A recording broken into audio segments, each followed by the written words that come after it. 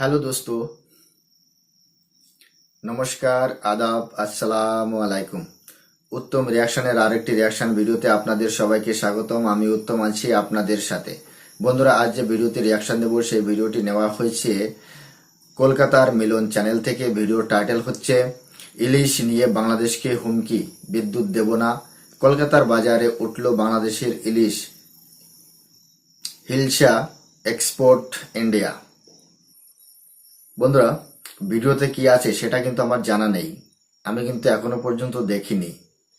আর ভিডিওর ফ্যাক্ট কি, কিসের উপর ভিত্তি করে এই টাইটেলটি রাখা হয়েছে সেটাও কিন্তু আমার জানা নেই। আশা করি আপনারা আমার সাথেই থাকবেন। চ্যানেলে নতুন হলে চ্যানেলটি সাবস্ক্রাইব করে বেল আইকন অন করে অল করে রাখবেন পরবর্তী ভিডিও নোটিফিকেশন পাওয়ার জন্য। অলরেডি যেসব বন্ধুরা চ্যানেলটি সাবস্ক্রাইব করে আমার ইউটিউব পরিবারের সদস্য হয়েছেন তাদের প্রতি রইল অসংখ্য ধন্যবাদ। ভিডিওটা ভালো লাগলে একটা লাইক করবেন, শেয়ার করে আপনার বন্ধুদের দেখার সুযোগ করে দিতে পারেন। কমেন্ট সেকশন লিখে অবশ্যই জানাতে পারেন আপনারা কোন ধরনের ভিডিওতে রিয়াকশন চান, আমি চেষ্টা করবো সেই সব ভিডিও নিয়ে আসার জন্য। তাহলে চলুন বন্ধুরা, প্রথমে ভিডিওটা দেখি। ভিডিও শেষে অবভিয়াসলি আমার রিয়াকশন থাকবে। হ্যাঁ, অরিজিনাল ভিডিও লিঙ্ক আমার ডিসক্রিপশনে মেনশন করা থাকবে, আপনারা চাইলে চ্যানেলটি ভিজিট করতে পারেন, চ্যানেলের ভিডিওগুলো অবশ্যই দেখতে পারেন।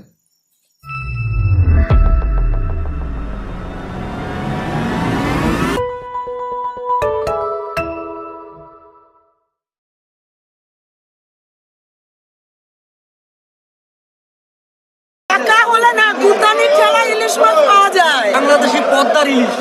তো কতটুকু মাছ এসছে, কি পরিমাণ মাছ আসার কথা ছিল? বাংলাদেশ একটা চিটিংবাজি দেশ, আর আমাদের পশ্চিমবঙ্গের চিটিংবাজি রাজ্য। ও পুজোর সময় পাঠাবে, আবারও অন্য অন্য কুতানি খাবে, এখন আবারও পাঠাবে, আবারও কিলো। এইটাই আমাদের বাধ্য হলো, এইটাই ভালো লাগলো। কারেন্ট বন্ধ হয়ে যেত, কারেন্ট বাংলাদেশের রিলিজের জন্য অপেক্ষায় ছিলেন? অপেক্ষায় ছিলাম না, এটা অপেক্ষা না, আমরা ওদেরকে বুঝিয়ে দিতে চাই আমাদের টাকা আছে, আমরা কিনে খেতে পারি। আর তো হয়ে যাচ্ছে 12 দিনের মধ্যে 2 দিন বন্ধ, এটা শুক্রবার বন্ধ, আবার রবিবার বন্ধ, এই দিন বন্ধ হয়ে যাচ্ছে। এর বাংলাদেশ থেকে যে মাছটি আসার কথা ছিল সেটা কি এসছে? এখনো বাজারে ঢোকেনি। এই মাছটা আমাদের তোমরা বাংলাদেশ করো না, বাংলাদেশ করি না, খেতার দেশ বাংলাদেশ। আমরা বাংলাদেশ থেকে ইলিশ বানালে কি হয় জানো? হ্যাঁ, এই কথা শোনার জন্য তো সবাই চেষ্টা করে। বাংলাদেশের এই ইলিশের পেটি এরকম দেখতে হয়, সাদা রঙের পেটি, ঠিক আছে? ওর মধ্যে আমাদের এখানকার সবচেয়ে নোংরা জঘন্যতম মাছ এই বোম্বের মাছ, ওর মধ্যে মেশানো থাকে।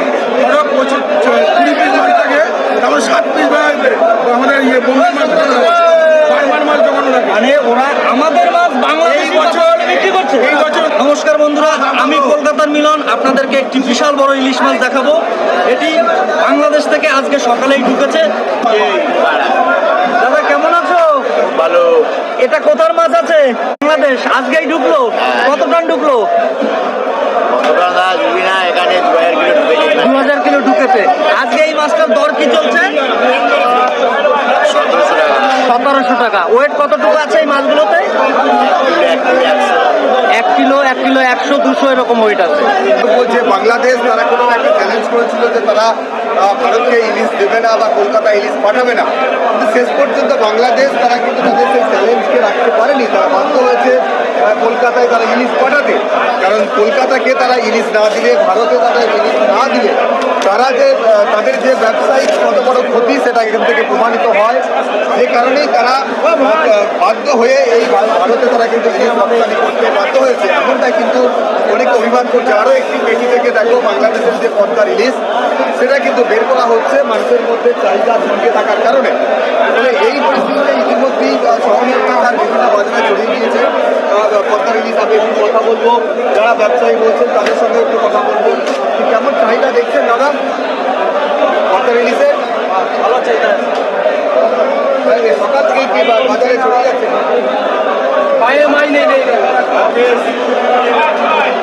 যে পরিমাণ দেশ কিন্তু ভারতে উপহার হিসেবে যাচ্ছে না, এটা রপ্তানি করা হবে এবং রপ্তানির টাকাটা বাংলাদেশ সরকার পাবে। সেটা খুব ছোট করে দেখার মতন টাকা না।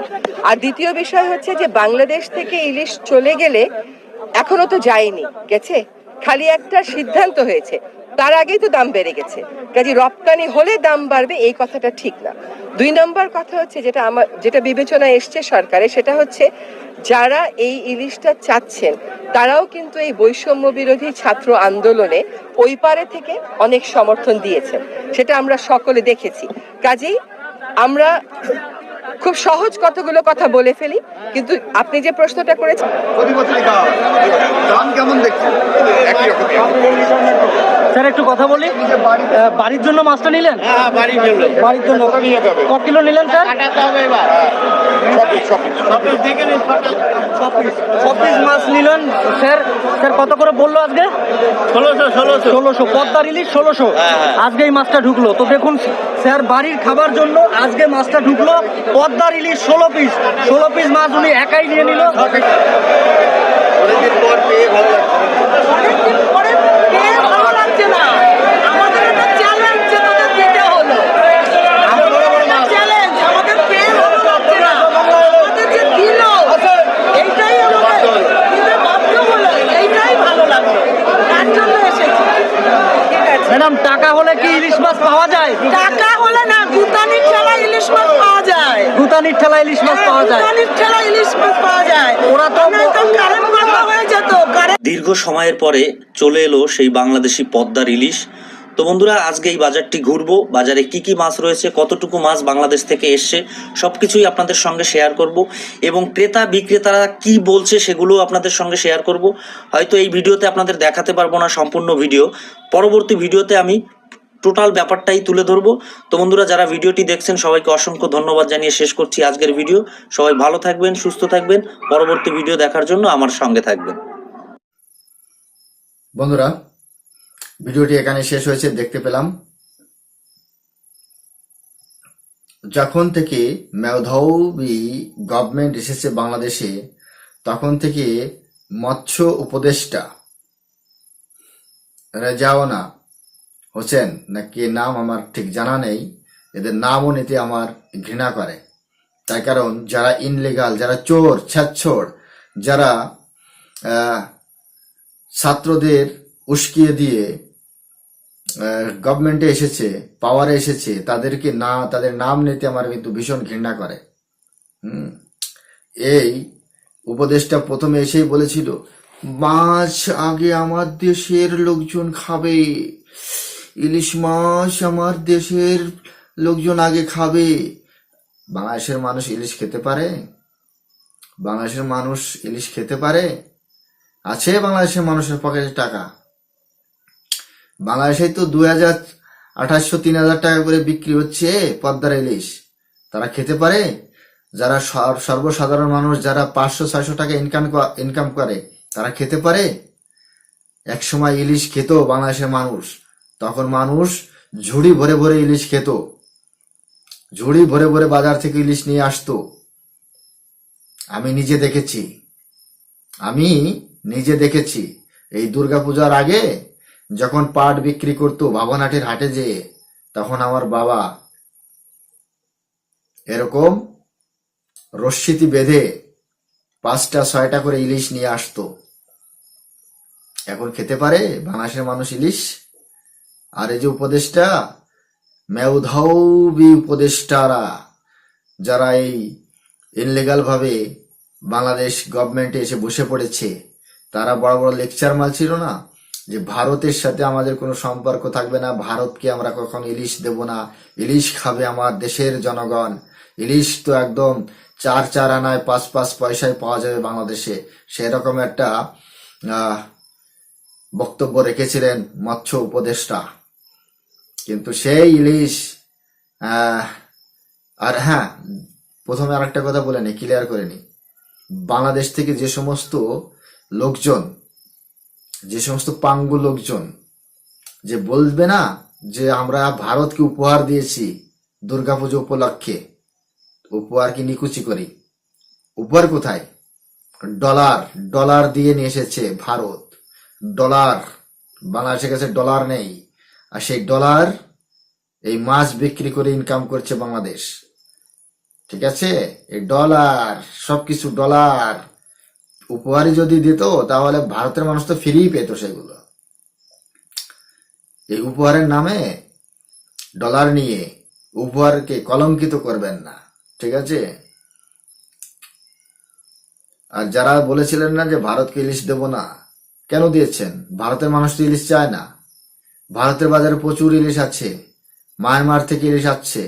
আর যারা বলছেন না যে হ্যাঁ, ওই মৎস্য উপদেষ্টা একবার বলছে যে ইলিশ তো একমাত্র বাংলাদেশেই উৎপাদিত হয়, ইলিশ একমাত্র বাংলাদেশেই উৎপাদিত হয়, আর কোনো দেশে হয় না। আবে ভারতে ইলিশ পাওয়া যায় না? হ্যাঁ, ভারতে ইলিশ পাওয়া যায় না? মায়ানমার ইলিশ পাওয়া যায় না? ইলিশ কি তোমার বাপের নাকি যে তোমার ঘরের ভিতরেই থাকবে?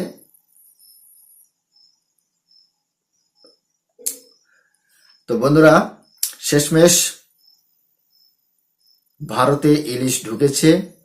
ভারতের ক্রেতারা বলছে গুতার ঠেলায় ইলিশ দিতে বাধ্য হয়েছে বাংলাদেশ। গুতার ঠেলায় না, পেটের ঠেলায়। তার কারণ কি, বাংলাদেশে নেই ডলার। এখন ভারতকে ইলিশ রপ্তানি করে ডলার কামাচ্ছে, ঠিক আছে? ডলার কামাচ্ছে। তো আমাদের এই পিতালে পিড়িতের দরকার নাই, ইলিশ আমরা খাবো না। কিন্তু ভারতের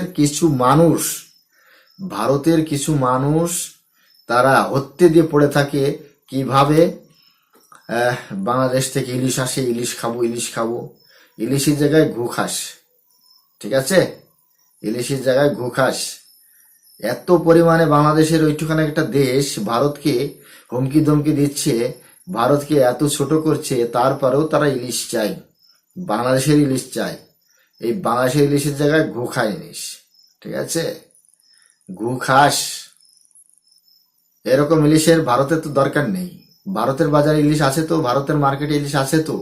ভারতীয় ইলিশ খাও না, ভারতীয় হয়ে ভারতের ইলিশ খাও। বিদেশি ইলিশ খানে কি দরকার কি? আর যদি খেতে হয় তো দখল করে নাও, বাংলাদেশ দখল করে নিয়ে নিজের দেশের সাথে মেলাও, তারপরে খাও। বন্ধুরা, আপনাদের কি মতামত বাংলাদেশের ইলিশ সম্পর্কে? আর সে যে ইলিশ ভারতে এসেছে সেটা কিন্তু নিয়ে আপনারা অবশ্যই কমেন্টসে লিখবেন কি মতামত। আদেও কি তাদের ইলিশ আমাদের নেওয়া উচিত?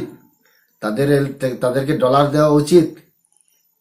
হ্যাঁ, তারা বারবার আমাদের দ্রব্য, আমাদের পণ্য বয়কট করে, আর আমরা নাকি তাদের শত্রু দেশ। তো সেই দিক থেকে বিবেচনা করে আপনারা লিখবেন কমেন্ট সেকশনে যে তাদের ইলিশ আমাদের নেওয়ার প্রয়োজন আছে কি, তাদের ইলিশ আমাদের নেওয়া উচিত কি, নেওয়া যায় কি, সেটা কিন্তু কমেন্ট সেকশনে লিখে অবশ্যই জানাবেন। সবাই ভালো থাকবেন, সুস্থ থাকবেন। দেখা হচ্ছে নেক্সট রিঅ্যাকশন ভিডিওতে। ততক্ষণ সবাই ভালো থাকুন, সুস্থ থাকুন। নমস্কার, জয় হিন্দ।